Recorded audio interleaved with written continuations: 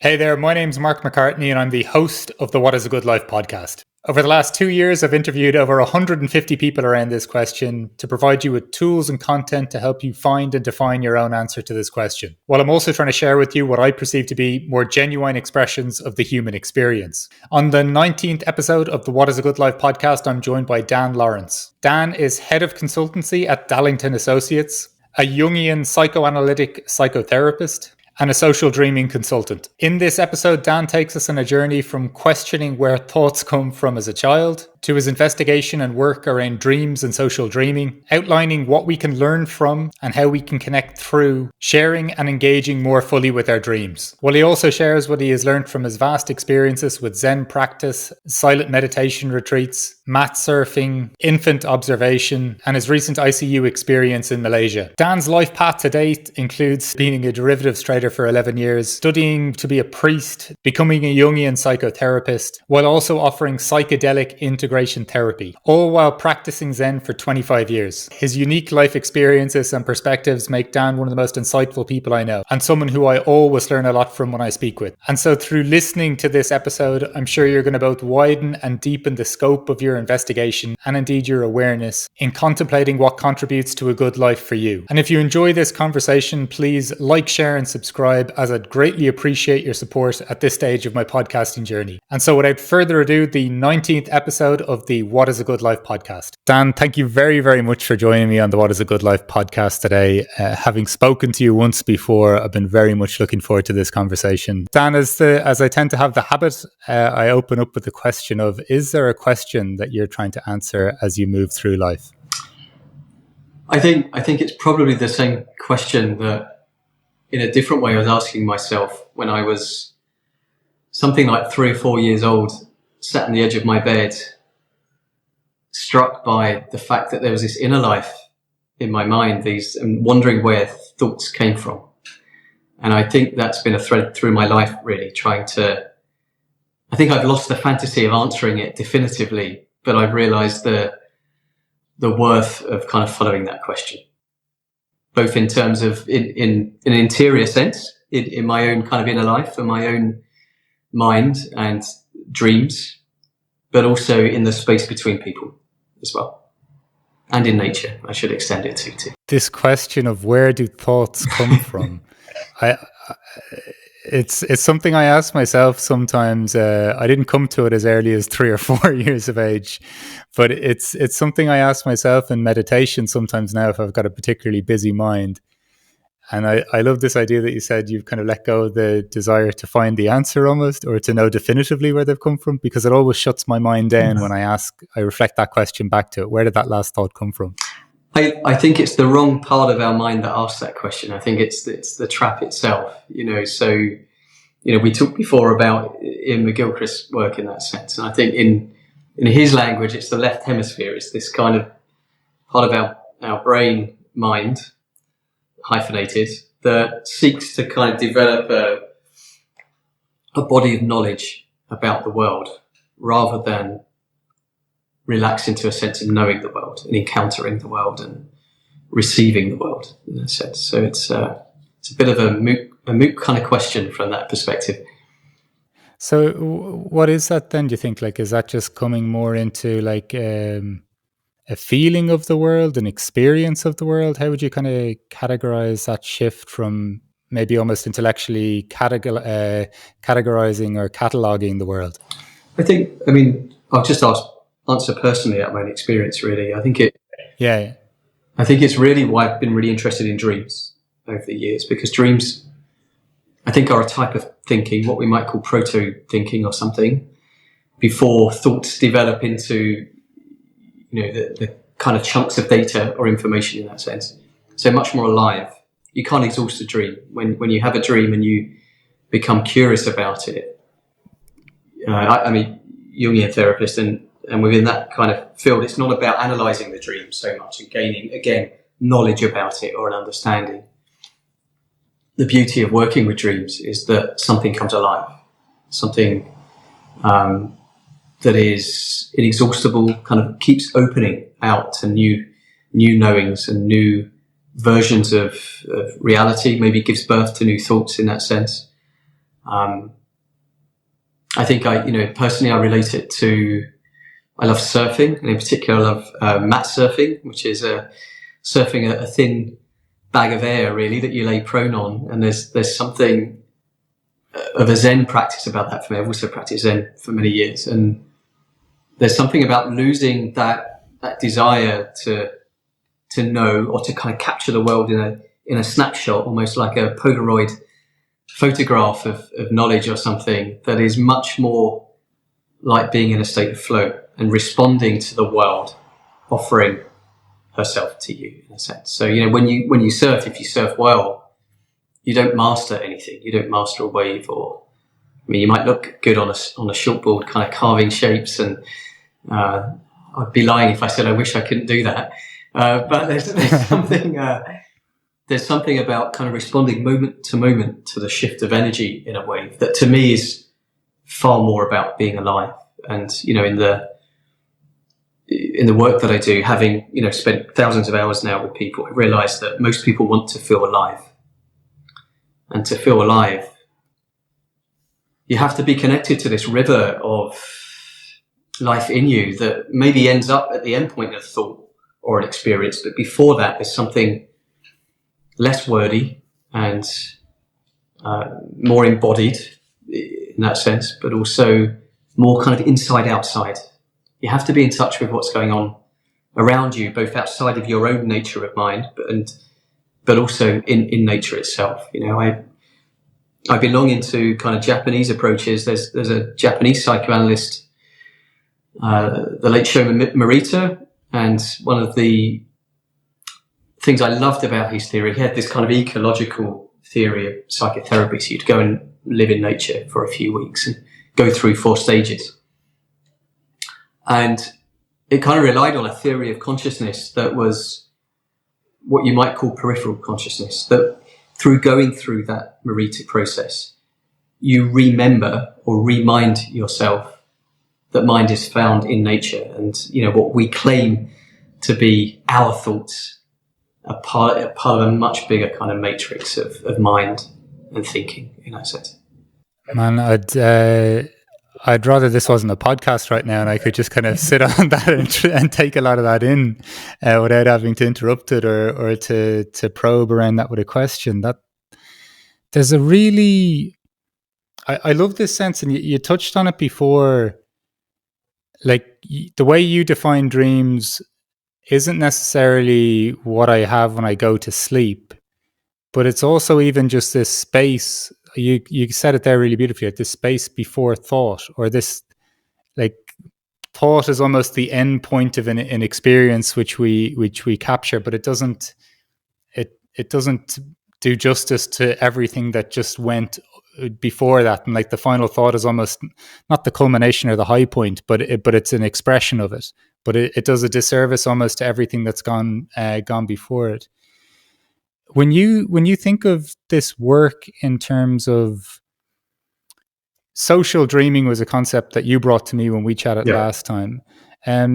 Just briefly, I guess, how would you even define that? And maybe then just talk about maybe some of your experience in terms of how that builds a picture of, I don't want to say reality or something, but it builds more layers to what we see, perhaps.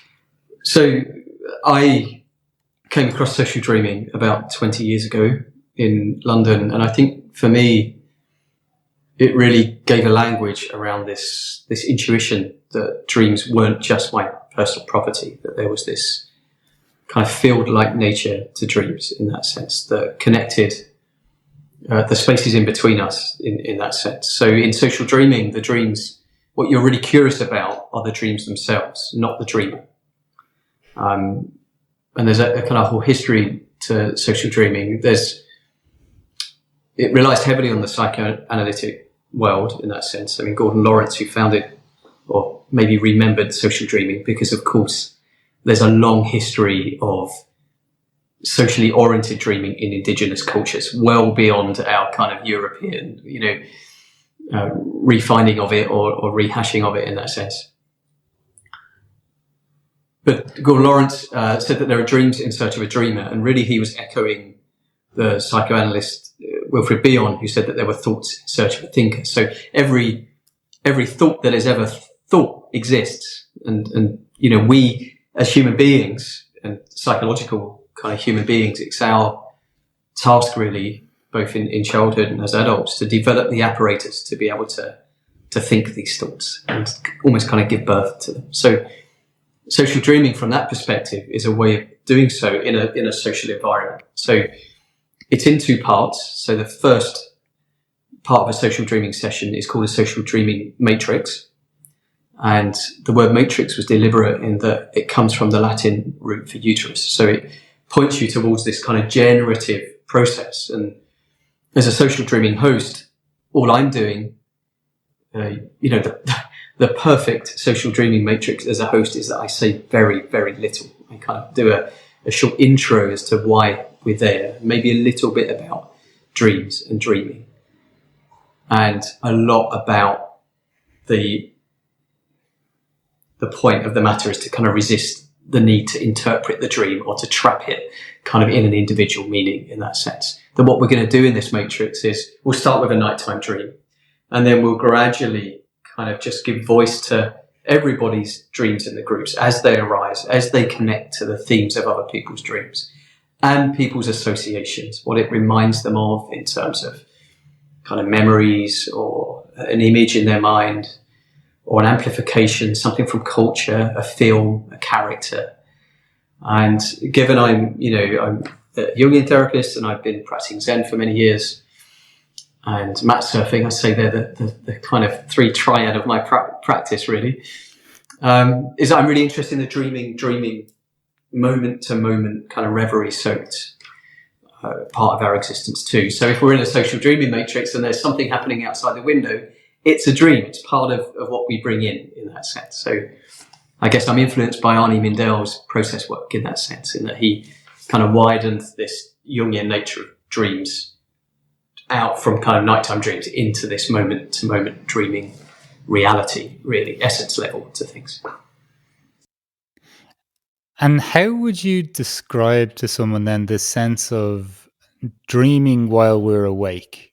Like you kind of, I remember we talked to you, you made the distinction between, I went to make the distinction between being awake and being asleep, and that's almost around for dreaming. But you brought it out like, this, I think by categorizing dreaming as what happens just before that space, before what happens before thoughts, even the notion of,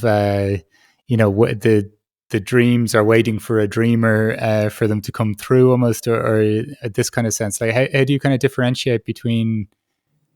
Well, there's two kind of metaphors that spring to mind. One is, and I think it's a Gordon Lawrence quote, he said, be like a casual tourist in the dreaming space. So, we've all kind of gone for that Europe weekend break or something, and then you arrive, it's probably warmer than Britain, and then you get there, you drop your bags in a nice little hotel, and if you're anything like me, you quickly find a kind of coffee shop outside that you can just order a nice coffee, sit, and then you just observe the flow of things around you. You're in this new space, you're kind of wonderfully displaced, you're not in your usual environment, and you're just kind of curious, and you're just noticing what's going on around you in a sense. So there's that kind of almost, deliberate daydream type existence, which means you're kind of casting off your jacket of work and, being dad or whatever, your usual social roles are.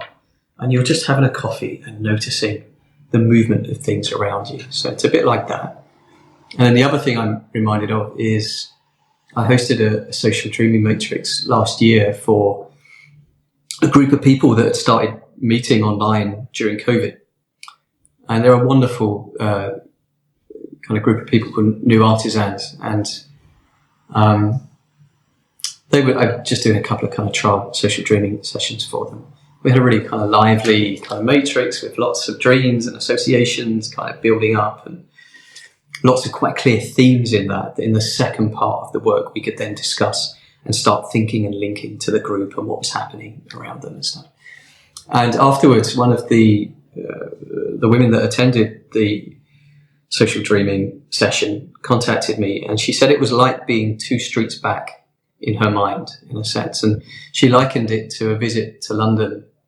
She was actually in the process of moving out to Sydney, I think, and she'd visited London for a short break, and she'd meant to go to some event somewhere and got lost in somewhere in the city in London and arrived 2 streets back from where she should have been, but stumbled into this kind of funfair environment with lots of children and balloons and lots of kind of things, a feast for the senses, really. And she made the decision in real life to think, oh, I'll just stay here for an hour and just enjoy this, and then go to where she was supposed to be. And so she likened it to that, in a sense, just kind of sauntering along and arriving somewhere that's still connected to where you're supposed to be, but there's something going on and you're curious in that sense. And so then there's this beautiful sense really of like this continuous paying attention, or this subtlety. It seems like a relaxed focus. Yeah. Like you're not deliberately seeking information. I don't know, there seems like a really beautiful floaty presence to it. And this is, for me, this is a recovery of something that is really important to us, actually, and serves one of the kind of foundational bricks of our mind, of our kind of mind's architecture. Because, Mark, you're never going to speak to me for more than an hour and me not mention infant observation. So it kind of reminds me of infant observation, which is a core part of psychoanalytic training. So before you learn any theory, you observe a baby from birth for 2 years. So you have to find a family who's prepared to let you into their home. And from the kind of baby's birth onwards, you visit the family once a week. And wherever the baby is, you follow baby and you sit and you observe. You observe with your eyes, but you also observe with your whole body in that sense. And what you're really observing is this formation of a mind, and how this mind interacts with mother, who's often most important, and father, and maybe siblings. And I enjoyed that so much I did it twice. I did 4 years of infant observation, because I still to this day find it to be probably the most significant part of any training that I've ever done. So I did one from a Jungian perspective and one from a Freudian perspective. And what you discover, certainly in the first 6 months, bear in mind baby's brain kind of roughly triples in weight in the first 13 months or so of life, and a lot of that is the thinking apparatus in a brain sense. And what you discover, certainly in that first 6 months, is you're trying to tune in to this baby. And baby is kind of drinking in the world. And once baby's drunken enough, because they haven't yet kind of developed the capacity to think about their experience, baby just tends to kind of flop and kind of go into this kind of glazed eyes, this state of reverie, which is almost like a dreaming of what just happened. And that, for me, is the building blocks of thinking in that sense. And as the observer, when you're trying to capture this in your notes later, because you don't take any while you're there, you're just there to observe, you end up kind of sketching images or writing some kind of jazz-like poetry, because of course, baby's not thinking. So what you're tuning into is this image-rich, kind of saturated with feeling experience of the world, like dreaming in that sense. Because dreams, everybody at some point, many people say, I can't remember my dreams, but everybody has a dream usually. Or, if I work with someone in psychotherapy, I don't have to ask if anyone has any dreams by now, because they know I'm going to ask them anyway. So they pay attention to them and often kind of bring them to sessions and stuff. And there is a difference between those dreams that carry a kind of numinosity about them, a kind of energetic kind of charge about them, some kind of feeling toned kind of aspect to them, that reminds me a lot of infant observation in that sense. So right from the start of this career shift that I did, back in the day, was that experience of infant observation. I'm so grateful for that, because it really affirmed that there was something, at least something in the field of psychotherapy, that really resonated deeply with, again, that 3 or 4 year old sat on the edge of his bed, kind of just trying to work these things out and kind of enter into it. There's a there is something magical. I don't know, even just in a coffee shop, catching a glance with a child, like a baby, not even a child. I think some of the revering of go back to a childlike state. I don't quite get that when I see them at a certain age, but just a baby that's just literally taken the world in with its glance. There is something truly magical about it. Absolutely. And how often do we do that? Oh. Yeah. Too often for myself, I think, in the last few years, instead of maybe focusing on work. But I hear you, because there is something magical. Like, there is something really magical when one can fall. Like, if I fall into that space, if I'm sat, even busy places, like sat on the side, like a coffee shop across the road from me on beside a street. There is a space of observation that we can connect with. That, like, I'm not saying it's an escape from our life, but it definitely offers me a place of, like, wow, there's something infinite to this, or there's something way beyond this experience. And I love what you're trying, like, what it seems, the idea with social dreaming, or even just the idea of bringing a group of people together and not having, like, preconceived notions, like not in a personal attachment between the person and the dream. The dream is what they've brought. It's not to say, how does that reflect to your life? I'm assuming, is that correct? Or yeah, it's absolutely. I mean, there's different theories around this. So in a more organizational kind of setting, or a kind of systems psychodynamic setting, there'll be more focus on what we call a social unconscious, in that sense, or so the kind of social reality of the group. So sometimes I'm asked to facilitate social dreaming for a project or a group or an organization that is working on something. And usually, you're pulled in either when there's a particularly curious person at the head of that project, or when things are going wrong. And so there's this sense that by allowing yourself to settle back down into the proto thinking rather than the kind of products type thinking at the top, that you're going to kind of discover something new in that sense. What Christopher Bollas, which is one of my favorite phrases, called the unthought known. And so it's kind of known that it's taboo. It can't quite yet reach thought yet, or it's not quite made it there. So you fall into dreaming to allow this thought to kind of reach reality, and then it can be thought about, shared in the group. So the second part of social dreaming is what we call a dialogue, a dream dialogue, in which I might draw attention to some of the themes that emerged in the dreams in the matrix session, and then we'll kind of apply that to the social reality of the group, project, and what the primary task is in that sense. Now, many companies kind of like that idea, and believe me, there can be some quite fabulous synchronistic kind of innovations that can come from that.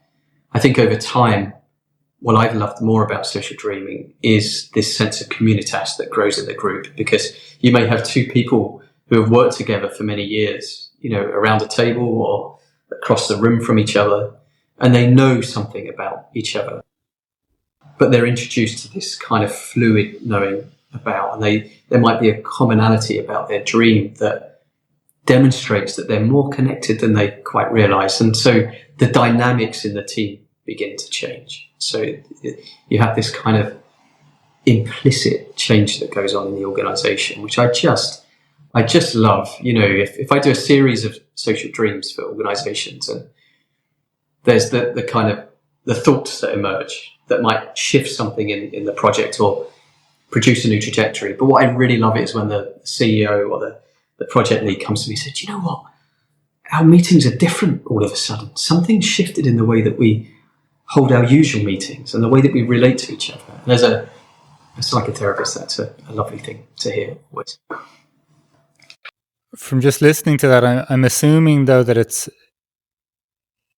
there's some, in just my experience in life, it feels to me that as much onus as we put on words and the importance of words, that there's something at our disposal, within our being, within our energy, within something that allows us to connect on much deeper levels.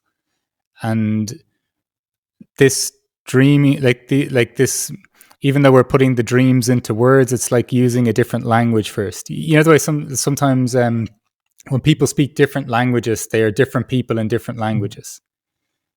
To me, it just sounds like there's something within this dream thing that by getting them to speak a different language, like let's say if someone might to think German is quite harsh, or English, you know, or French could be more beautiful, or something, whatever it may be, but there's people show up as different ways in different languages. And I just wonder, it almost gives me that feel that people are just communicating on a completely different level in this. Absolutely. And because the focus on the dream and not the dreamer, it kind of frees people up from the risk of it being personally interpreted. So, you know, you might find, I've hosted social dreaming a lot in conference settings. So you've got a bunch of people kind of thrown together almost with a common interest in whatever the conference is about. And yet 20 minutes into a social dreaming session, they're sharing, you know, a childhood dream that they've never told anyone about, or something that actually was a really anxious dream or something. And then someone's association to that might be that their mother died last week or something. So there's this real intimacy that kind of develops, and a subtle revealing, because you're freed from the constraints of thought. I mean, in a Zen sense, one of my favorite quotes in Zen was Uchiyama Roshi, who wrote to my mind, a little known book in the West. It's quite hard to get the translation from Japanese, and it translates roughly as opening the hand of thought. And so his whole kind of approach was, look, thinking happens. Thinking, we're human. We have this thinking apparatus. What we tend to do is kind of grab our thoughts and concretize them and make something of them. And Zen and social dreaming and dreams in a Jungian kind of psychotherapy setting and conversations like this are kind of opening that hand of thought and going back to the thinking, dreaming, and just kind of allowing your hand to stay open. So when I've had experiences on Zen retreats where you might sit facing a wall for, 7 days in silence, and you get up after 12 hours sitting with creaky legs and a sore back and wondering why you're there. Why am I wasting my life doing this? All the thinking that goes on in those kind of settings, or for me at least. After 7 days of doing that and in complete silence, and you may have glanced at the person next to you a couple of times during the course of the 7 days, at the end of that, when you stand up and you look at each other and you're allowed to talk, the retreat's over, you don't say very much because you know something about that person next to you. You have this deep knowing about something on a more subtle level about them, that almost to have a conversation now would feel quite frivolous in a sense. I just wanted to sit with that for a second. That's oh God. So you're in this person's presence. You're both potentially in a bit of a wavy dreamlike state, almost even for 12 hours, maybe. Like, is there, when you're saying you're facing a wall, is it eyes closed all the time? Or are you? Most Zen settings I've been in, you'll have your eyes kind of subtly open, but at a 45-degree angle to the floor almost. Right. So even when you were talking about earlier, this sense of a peripheral viewing, like, I'm not saying that you're not concentrated or whatever, but you're aware of some of their being's existence. It's almost like you're drinking it in or absorbing it in some way without putting words to it. And I just, man, I love this sense. Then you absolutely fundamentally feel like you know them on some level then. And in social dreaming, actually, I think when I first started to host it, I had some kind of internal pressure that I had to facilitate the session in some way and almost encourage people to share their dreams. What I've discovered over time, and I've probably hosted about 400 social dreaming sessions now, is that often the people that say very little or nothing in the matrix session, the sharing of dreams and the associations and the amplifications, have a lot to say in a dialogue session, because they really entered into a state of reverie and almost allowed this kind of dreaming in the room to wash over them, and it activated some kind of knowing in them. And they just, it was a revelation to them. They just wanted to rest in it in that sense. So it's why it's always useful to have a group of, 12 plus in social dreaming, because it enables some people just to lead into the space in a sense. In terms of you've mentioned the idea of observing an infant and observing that, like that like whatever space they're in at that time. But then when you were talking about that, and then the role of not getting too involved as a facilitator, or not speaking too much or being too directive as a facilitator, it almost made me think of that a little bit. But then I also had this kind of thought of a shaman or something, like you're not, like you're almost, I don't know, you're holding the space or something for this thing to happen. Like how would you describe your state of mind or your state of experience even while being involved in this? I think it's an area of extreme kind of mobility. And funnily enough, I was talking to someone earlier about Winnicott and Winnicott's notion of play in that sense. And one of the things I was saying to them is that Winnicott is a psychoanalyst who focused a lot on this kind of space between mother and baby and the importance of play in that sense. And one of the things that always strikes me about Winnicott is this sense that the child doesn't worry so much as whether their play is believed. It's more that it's facilitated and entered into. And so there's something of, as long as the baby or the child or the infant senses that mother or whoever is around the child playing with them is spacious and has this sense of mobility about the play, that they can kind of, shape shift almost. That's what's most important in a sense. So Winnicott would often start his sessions with child patients with a squiggle on a piece of paper, and then hand the pen over to the child to kind of draw the next line. And then they would co-construct this kind of squiggly drawing, and that would form the kind of centerpiece of the start of the session in a sense. And I think social dreaming is a bit like that. You start with a squiggle, which is either, me setting the scene, and part of setting the scene is also the way that either the room is kind of constructed, and that you kind of shift chairs around into a snowflake type pattern, so that no one is quite facing each other square on. You have this kind of spiral snowflake.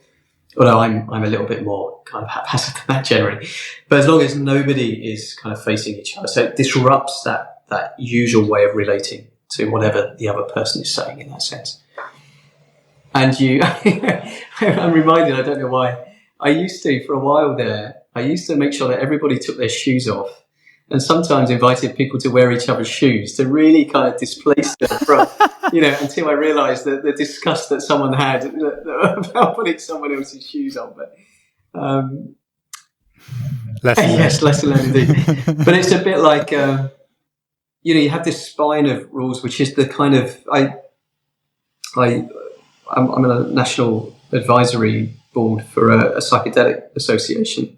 And it reminds me of the importance of set and setting in psychedelic work, in that sense of, making sure you're entering into it in the right spirit, which in social dreaming is, we're here to play, we're here to dream, we're here to be that infant in infant observation, we're here to be that casual tourist that just kind of sauntering around this kind of space. And then what unfolds has to be emergent in that sense. I'm not there to shape that. So it's a bit like jazz music in that sense. It has this kind of, jazz has this subtle underlying spine about it.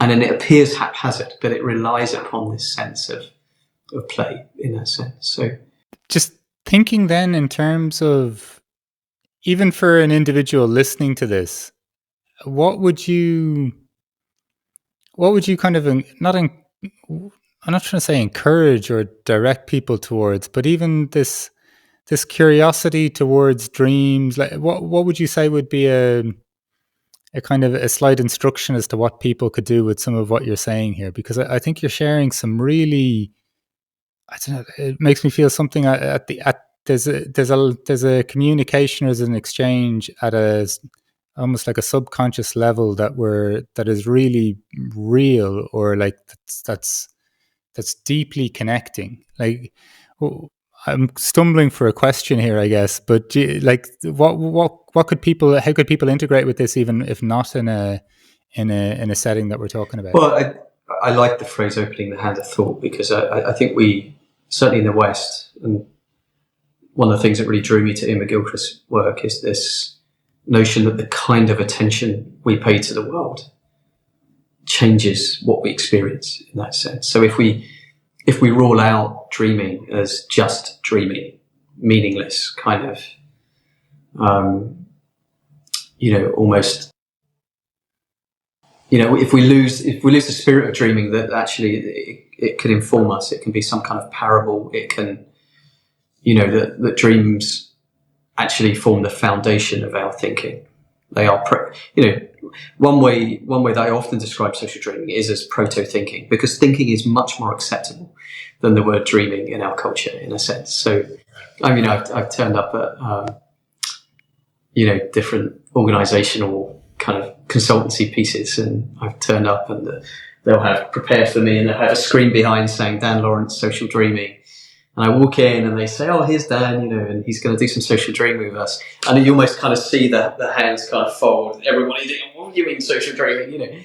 So it's important that we understand that dreaming, many of the same areas of our brain that recall information, that are involved in memory, that are involved in thinking, light up when we're dreaming, in that sense, at night, for instance, in kind of MRI studies. And we have this tendency, because of our Western tendency, to pay a particular kind of attention to the world, which is only getting more and more concrete in the way that we are consuming data and information and social media and these kind of echo chambers that exist.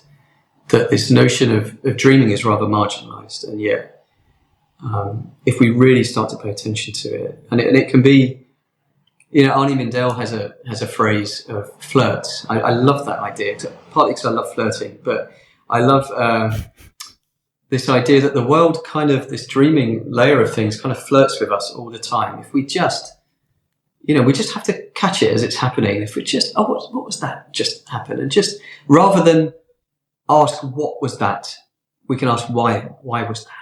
What was that sense of that? So, I think I said to you the other day, sometimes in psychotherapy work, you'll be working on something that you can't quite put into words, or you can't quite grasp with the cognitive kind of conceptual mind. And so you really do need to lean into the more dreaming layer of things. So when someone starts talking and, a siren kind of goes off outside the window, I mean, you could just put that down to pure coincidence, or you can just lean with a raised eyebrow and a kind of curious notion into the synchronicity that when this came up and was reaching thought, there was an alarm kind of going off, so just incorporating those kind of flirts into, even in mundane day-to-day conversations, in that sense. And of course that extends to body states and,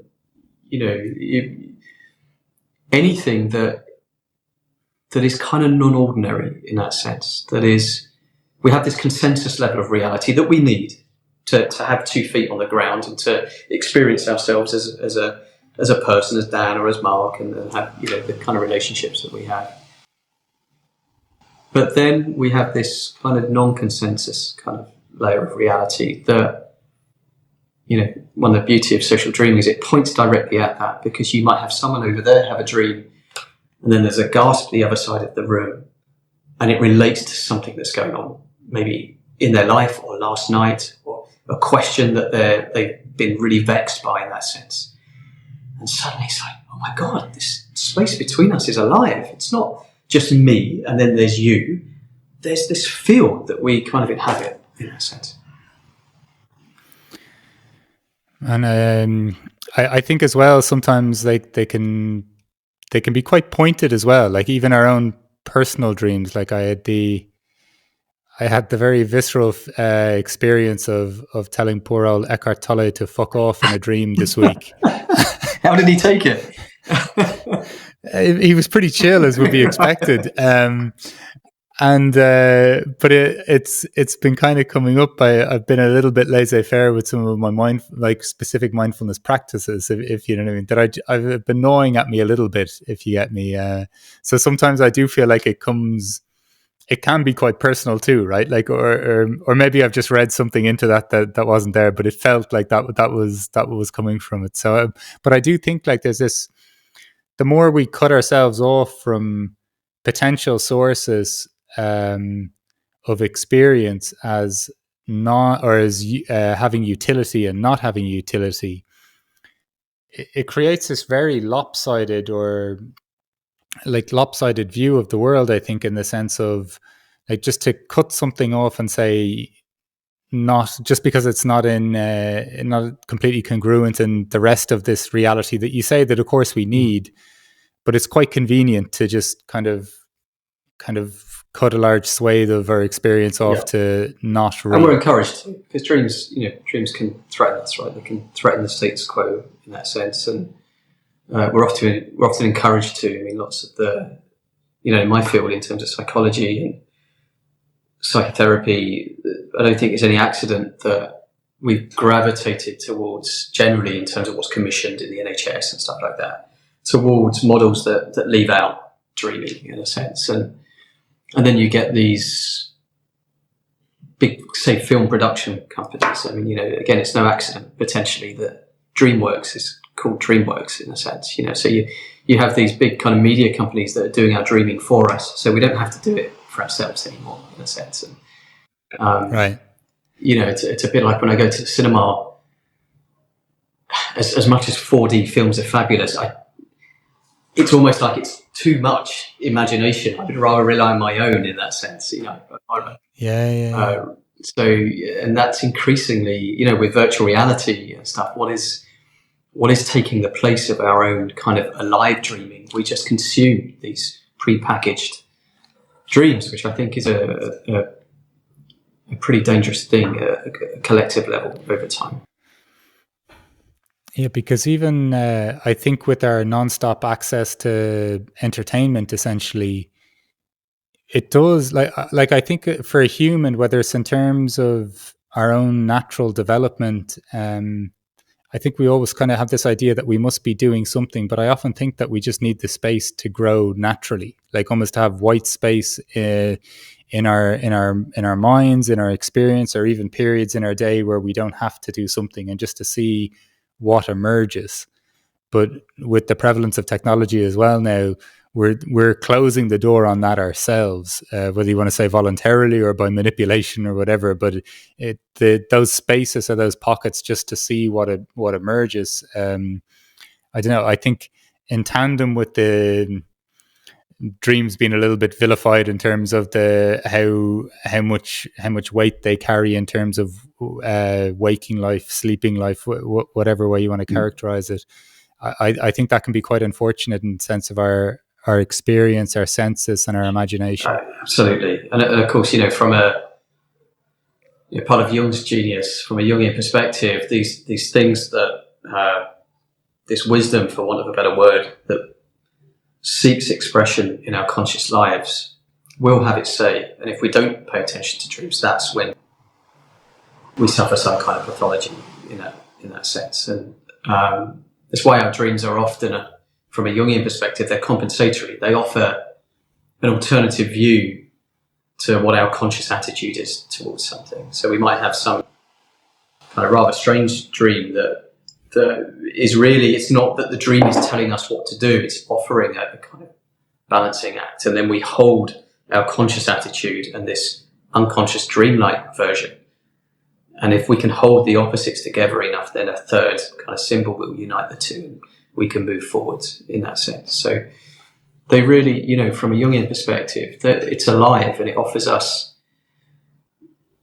something that is long predates our capacity. You know, our brains have evolved over many years to be able to think in fabulously kind of abstract conceptual ways, but we do well to also pay attention to older kind of wisdom in that sense within us, you know, and around us. Is there inherent sense of there's a point to this existence? You know, almost like the symmetry of, you know, conscious thoughts. Dreams could be compensatory for what the conscious thought is missing. Then third point, like it seems like there's almost a point to it all. Like, you know, I've got my own personal views, and not even saying I don't have a neat bow tied around my concept of God.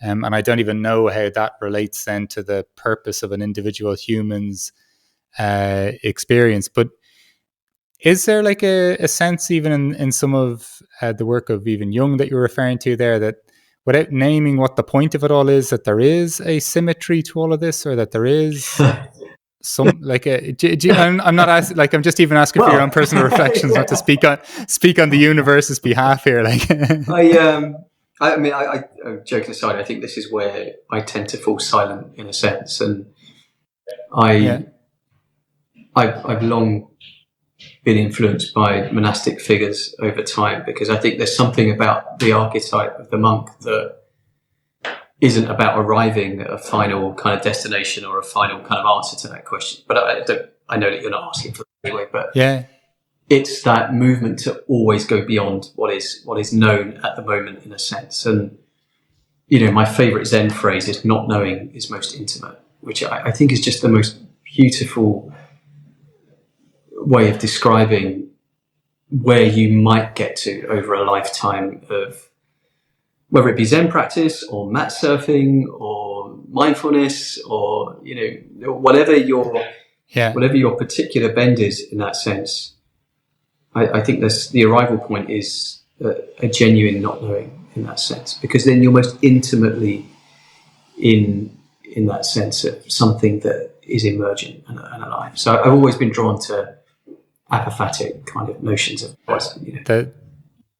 The thing I'm most drawn, or the sentiment that I'm most drawn to, where it was by the German mystic Meister Eckhart, where he says his concept of Grund is like, which means essentially like ground or earth, like is beyond the concept of the Holy Trinity. Like, he was almost called a heretic back in the day for it, or he was a heretic back in the day for it. But it is the concept that you're almost in the same even way that you captured that with the not knowing is most intimate. It's almost like that you're in it. Like, I don't know, there's something like you're in the experience, or that so you're like, even with God, with Meister Eckhart, it's like that you don't hold something up as it, you're with it, or like you're beyond the concept of it, you are it, and but then you no longer know it. It's something like this. Like, so yes. Yeah. Well, you clearly not very well with the way I'm fumbling around with it. I do. I mean, I'm very drawn to what you might call panentheism, that idea that everything is in God rather than God is in everything, in that sense. You know. So again, I'm interested in field like theories, because I think that most explicates my experience of being alive, of having a mind. And, you know, when I talk about that 3 or 4 year old sat on the edge of his bed, he didn't have anything like this language, so he was probably much closer to the truth than I am now. That's the delicious irony, right? I kind of design my life so that I'm trying to get back to this 3-year-old that knows nothing. And sadly, I mean, maybe I will get there, I don't know, but sadly I doubt I will. But that's always been a key question, in a sense. And I found that dreaming, you know, is because we do have a phenomenal mind in that sense, and we do have this thinking apparatus, and it is really important. And from a psychoanalytic perspective, it's important to bring the thoughts in search of a thinker into existence, or the dreams in search of a dreamer. But dreams are just a way of kind of putting some of that down, but still kind of being curious about what's emerging in here, out there, in this space between us, in a sense. And it's without this irritable desire to, your dreaming work isn't about good interpretation, it's about good dream conversation, really. The sense of never or being comfortable with the continuous going beyond or never arriving. I find that's where more towards the way I'm orientating at this point. But there was definitely a very strong initial no, this I've put too much effort into this. You're telling me that the answer is that it's just going to continuously be, there's something really beautiful about the getting comfortable with something continuously almost being out of reach. Does that resonate with you? I think there's been a deep intuition in me for many years, but it's been a life's work too, and I'm nowhere near that yet, in a sense. I mean, to talk about dreamlike experiences, I mentioned to you before when we first met. I mean, I fell really ill in Malaysia recently. We lived as a family in Malaysia for 3 years, and I had a kind of catastrophic clotting event, which included kind of clots around my body, but also a stroke in that sense. And I was very grateful for having lived many years close to this question, because my first reaction, lying in an ICU bed in Kuala Lumpur, bereft of my wife or children because it was at the height of COVID over there and no visitors, I had no phone with me or anything like that. My first response was, what is this dream? In the sense, what is this? And I had many hours on my own to sit with that, and also a mind that wasn't quite functioning properly. Certainly the part of me that could think clearly or recall things clearly. And so, in a funny kind of way, I don't mean this in a glib way, but if I could have designed or created a dreamlike experience that would potentially bring me closer in the moment to that, it was that, really. As much as I suffered too, and I had my moments of panic, believe me, but it also served as a kind of cutting through motion closer to that question again. So that's tended to be, the story of my life, really. I have these kind of dreamlike events that just remind me that, that's what I'm responding to. So I was very lucky to do a deathbed meditation many, many years ago with a Jungian analyst, actually, which I went into in a rather kind of, late 20s, I think I was, kind of glib way, really. Oh, this is going to be fun. God, we're going to kind of pretend that we're dying. Gosh, what an adventure, right. And it was a 3-day event in complete darkness and using kind of Tibetan Buddhist meditations. And it was the most viscerally kind of exhausting and terrifying experience of my life up until Malaysia, probably. In that, it stayed with me, and that question of actually, what is it like to die? What is it like to be asking yourself the question, what is a good life, on your deathbed? And there is no hiding place then. So what is the question that I am responding to in my life? If there is a God or no God or whatever, however you want to describe it, what is he or she asking me? And what is my answer? And yeah. Wow, that's a huge, that question sounds so powerful. Like what is, if there is a God, what is God asking me? In terms of when you're in ICU, so you were fully still holding, like you're in this, I'm assuming like a very traumatic experience as well, right? Like, just in terms of the intensity of it. But you're still, this is what I couldn't, like, you're still holding on to a sense of like, what is this dream? Like there's still, even in an extreme circumstance, there's still this kind of curiosity or this investigation kind of playing out. What else was I to do in my time?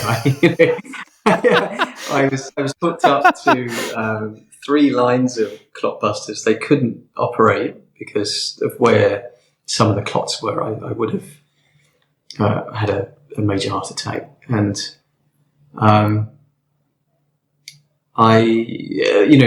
my consciousness was slightly displaced at times because of both the medication, but also the enormous stress upon my body.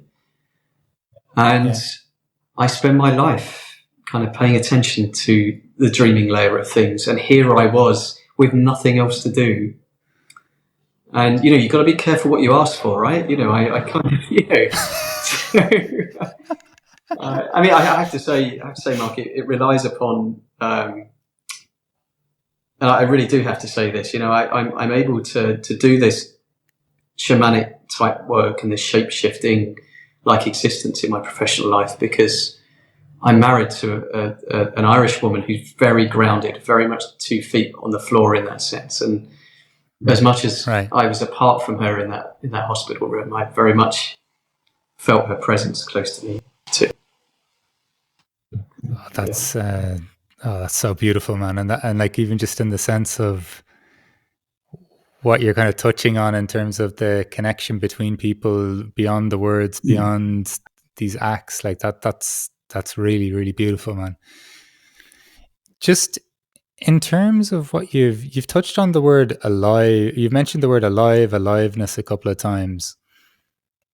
Could you give me a sense even of just because you've been kind of giving a sense of your journey with the ideas of where do thoughts come from, dreams, this dreamlike state, even the investigation or observation of that in quite extreme circumstances as well, and still that holds this sense of aliveness. How have you? A very open-ended question, so take it wherever way you want. But could you describe your kind of relationship with this as a key component of your life in terms of what you're experiencing? Well, I'm kind of blessed in that way that my work holds that focus in a sense. So I do some social dreaming work, which is, I'm modeling that kind of connection to dreaming in a sense, inviting people into that state of reverie. That's incredibly enjoyable for me. I mean, I feel really alive when I'm doing that kind of work. I see people privately in terms of kind of Jungian work, and then I'm sat here in a consultancy in London, and we work with young people between the ages of roughly kind of 16 to 28, who are on the cusp of stepping into their adult life. And, our particular focus here is, in a Jungian sense, on individuation, what it means to almost become alive to yourself. And of course, that includes, the different parts of you, the different kind of actors within you, the dreaming layer of things, this ego, this kind of identity that you're constructing, that you're building at the moment, your relationship to your family, how that's changing. And so I'm surrounded by life in various stages and in various kind of settings in that sense. And I have 2 dogs, I have 3 children. So I'm surrounded by, I've always been fascinated by the infinite expression of life through different people, through animals, through inanimate objects, what it means to kind of hold this mug and to one part of me, it's just a mug. To another part of me, it has a story. Who knows how alive this mug is in that sense. So I guess it infuses, so much of my life. And, mat surfing I mentioned earlier, which is just the most magical thing. I mean, I'd invite anybody watching this to quickly type into YouTube, Andrew Buck, B-U-C-K, mat surfing, and just see in a visual kind of way what I'm trying to kind of explicate in clumsy words here. This flow kind of state of aliveness and alignment between the energy outside and inside in this bag of air and the person lying on top of it, and just this sense of aliveness at the moment. It's just and of course I'm very grateful to be alive given what I went through kind of recently, albeit I have certain health kind of issues that come from that. But again, what is the dreamlike aspect to that? What are they how are they shifting the way that I live, and what is there to be discovered in this new way of living, in that sense. So. I've got this impression, this very strong impression from you both times I talked to you, that you genuinely, like, I know just from the kind of chronological order of your life at times, and you're saying you've been exploring Zen for 25 years, so I kind of see you as someone who is engaging with this total aliveness, but are kind of, you're in the river with it. Whereas I think my investigations at a more of a premature stage, perhaps, are a little bit more like I get washed away as opposed to being the river. If you know, like, I'm kind of in that. I'm in a bit of a like wow stage. Like, because same as you, sometimes I can be absolutely fascinated by holding something so simple, but I still haven't kind of. I don't know. I still find it like there's a push and pull to it, if you know what I mean. Like, there's not like it's too, at the moment it's still too, like, it's almost at moments an over aliveness with it. If you get me, that it's almost hard to hold that. Like, whereas I feel you really, and I know. Look, I'm not saying this is always your state. I'm glad you said that, because it isn't. Yeah, yeah. But it is interesting. One thing I do think, as much as people think that we try to avoid pain and sadness, and we distract ourselves from feeling these things, it's my experience in the last number of years that it also takes a special kind of resonance, or not something special, but there's also things to let go of to truly feel joy and awe, and to feel comfortable in that joy and awe. And I don't think we pay as much attention to just how uncomfortable we feel in that as well, if we're not attuned to that Absolutely. experience. I mean, I mentioned psychedelics earlier, and just to be clear, I'm involved in that, and I do some psychedelic integration work for people that have in the past taken psychedelics and are struggling to integrate the experience. But as you're probably aware, there's a huge bubble of excitement and interest all of a sudden in psychedelics at the moment. And I'm kind of sit on the fence with that. I have a kind of raised eyebrow to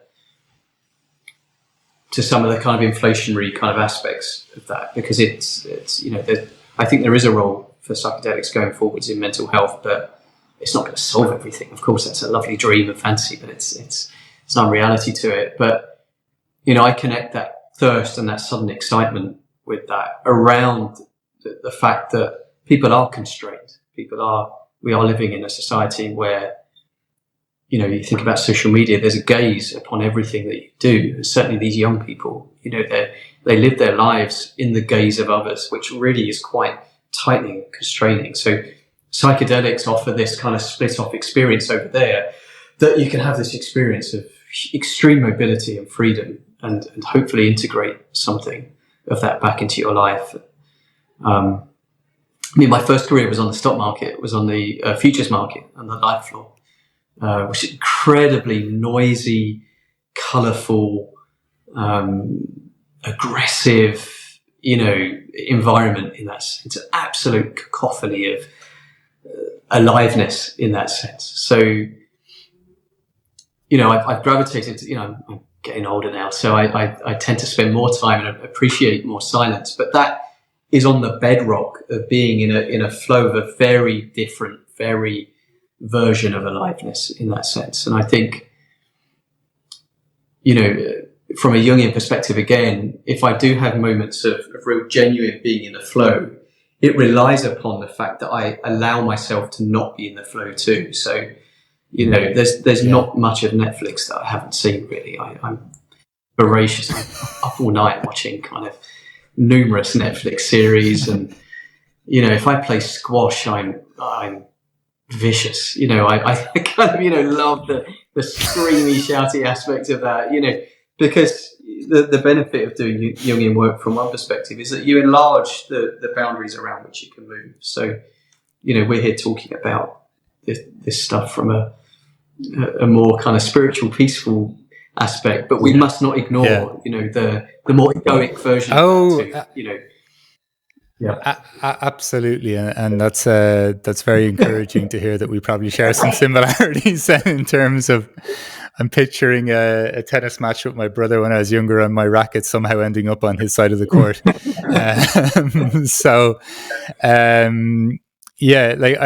But I really do love that image. That there's an image. I think I forget what the exact quote from Jung was, but it was there was an image of a tree beside it, and it's like the top of the tree is dependent on how deep the roots go, and kind of expanding the experience in both directions, so I can feel absolute joy and so I can feel absolute sorrow. They're kind of predicated on each other because they do exist in relation to one another, which I think is a really important and point as well. That's where dreams are really useful, because they offer us compensations, because we're not very good, or certainly I'm not very good at noticing when I'm leaning kind of too far one way. I'm fairly stubborn, so my curiosity in dreams is very useful because they offer that compensatory narrative. It's like, okay, I need to hold these two things now and see what happens. Yeah. Dan, look, you've talked about so many interesting things in terms of just the idea of reconnecting us with almost different ways of being, reconnecting each other on a deeper level, connecting with dreams, almost experiencing other ways to communicate, almost just even the way of experiencing or absorbing other people's experiences, like whether it's in the Zen hall or when it's just still feeling your wife's presence in the ICU bed, like this sense of, I don't know, this aliveness, like whether it's through Jung's work, through the surfing, through just the investigation into, I don't know, just aliveness in every sense, like something is happening even when you're holding a cup in your hand, and there's something to be curious about. Just given everything we've talked about, and then also you mentioned aliveness in terms of family and two dogs and nature. Given everything we've kind of talked about, like, what would you say for yourself is a good life for you? I think, you used the metaphor earlier of being in the river in that sense, and I think there's something about being in the river and noticing that you're in the river in that sense. And for me, that has always been about responding to that deep intuition when I was very young, with much more kind of curly hair than I have now, and sat on the edge of my bed and knowing that I'm responding in the best possible way that I can, which of course, to use another Winnicott phrase, just has to be good enough. And to be able to, at the end of my life, look back and sigh and think, I responded to that good enough. That's it, really. Yeah, in all its glory, in the pain, in the joy, in the love, in the loss, all of it. Yeah, I think there's something about that answer in terms then of, and I use the word reality very loosely, but just almost of not resisting the experience of life. That it kind of makes me feel that when you say that across all experiences or the different scenarios that you may find yourself in, or the different relationships that you may find yourself in. That sounds like I don't know, there's a contentedness to it, and even that idea before where you said you're not looking for a final fixed point. It's this constant engagement with life and this movement with life, and not this like rigid response to life. And there's a delicious paradox, because I have to be restless in order to follow that contentment, in a sense. And that intuition is that there is something greater. There is a wisdom deeper than this puny mind, in a sense, that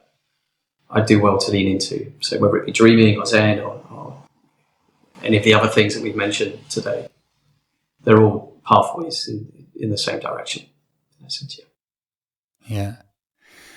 Look, Dan, thank you so much for joining us on the What is a Good Life podcast.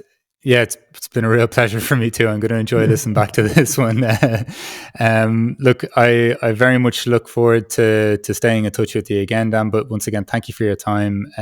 Really, really Me appreciate too. it. Thank you. My name's Mark McCartney. I'm the host of this podcast, and I'm also a coach based in Berlin. Over the last 2 years, I've interviewed over 150 people around this question, and I've distilled these findings, anecdotes, and experiences into both corporate workshops and one-on-one coaching programs. If you're a corporate looking to book a workshop for your next event, or you're a working professional in need of finding answers to some of the bigger questions in life, please direct message me below for a free 30-minute consultation.